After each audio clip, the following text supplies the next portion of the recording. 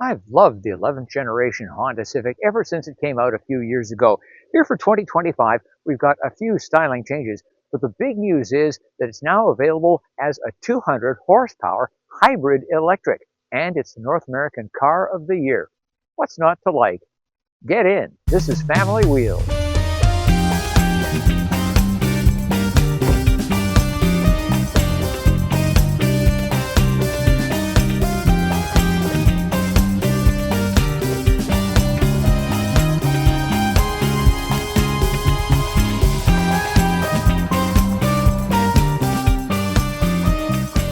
Honda is in the second decade of this type of hybrid. It's two hybrids in one, series and parallel. In around town driving, the Civic Hybrid is effectively an electric vehicle.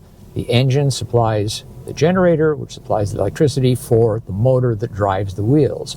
That makes it really quiet, also quite peppy, just like an EV.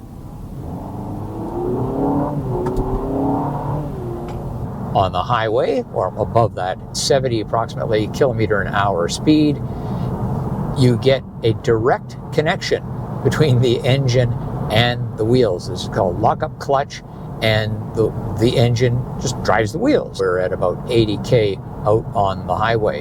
You really don't notice it. The engine is a 2-liter, 4-cylinder unit that operates on the Atkinson cycle, in which the closing of the intake valve is delayed during the compression stroke for greater efficiency. In the Civic Hybrid, it makes 141 horsepower and 134 pound-feet of torque. While total horsepower is 200, same as the Civic Si, by the way, the series and parallel hybrid systems mean the maximum output would seldom be reached. But that's not a problem, because the Civic Hybrid has a lot of torque for a compact, 232 pound-feet of the stuff that pushes you back in the driver's seat, almost 100 pound-feet more than the non-hybrid. The electric assist adds to the fun of driving, but also contributes to quieter motoring. Another technical note, this version of the Honda Hybrid has its front motor generator units in line due to size constraints, while other models have them side by side. It means the CR-V has a low-speed lock-up clutch, allowing engine drive at low speeds, and a modest towing capacity of 1,000 pounds. And as we go around this varying radius curve, front-wheel drive only, so we do get quite a bit of understeer, but it is not disconcerting. This is just a great, fun little car to drive. And there we are, up to highway speed. The stiffness of the chassis in this 11th generation Honda Civic is part of the reasons for its excellent handling and sporty feel. But how does it do over our neighborhood bumpy road? Well, that's firm but well controlled, and no surprises there. Out of the modes that are available, I have selected Sport. Not because of sporty driving, although that's obviously an option. It's because you can set maximum regeneration or any other level of regen, and it holds that, which I find to be useful in all kinds of situations. And the more regen you have, the easier it is on your brakes. One thing I'll note about the entertainment system, the infotainment system on this car, and other Hondas I've driven, they have an absolutely atrocious AM radio. And you ask, well, who listens to AM radio anymore? Ask the U.S. Congress. In early 2025, another bill mandating, if it passes, mandating AM radio in all new vehicles has been introduced. Why? Because of emergency services. Now, I'm prejudiced. I worked a very long time in AM radio on the news side, and some news talk stations still are on AM. The excellent news, as far as I'm concerned, is that the hybrid Civic is available in the sedan or hatchback version. The hatchback here has considerably more cargo room. It's more expensive than the sedan by almost $2,000 in Canada, but the sedan has its virtues as well.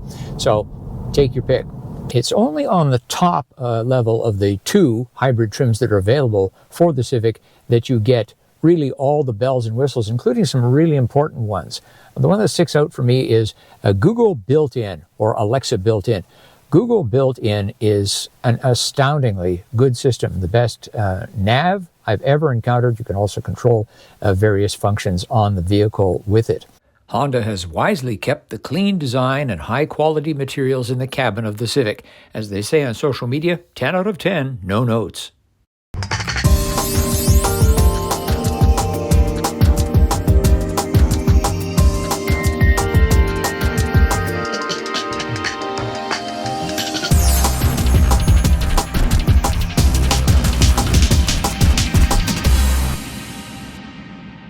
There's been a slight refresh of the Civic's styling, particularly the fascia and grille, but the platform is the same. So, here's my check of the hatchback's cargo and passenger accommodations from 2022.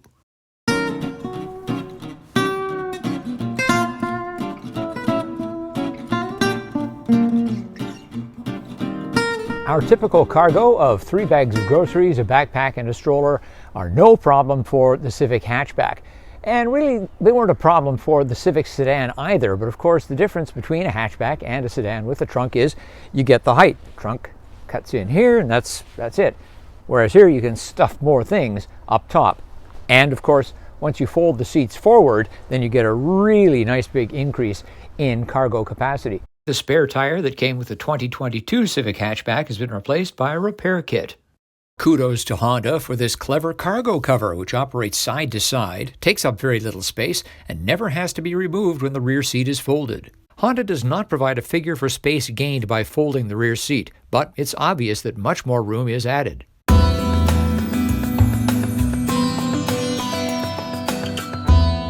And it's another win for the Civic in the child seat department. We've got our rear-facing child seat in the back. It's the one that takes up the most room.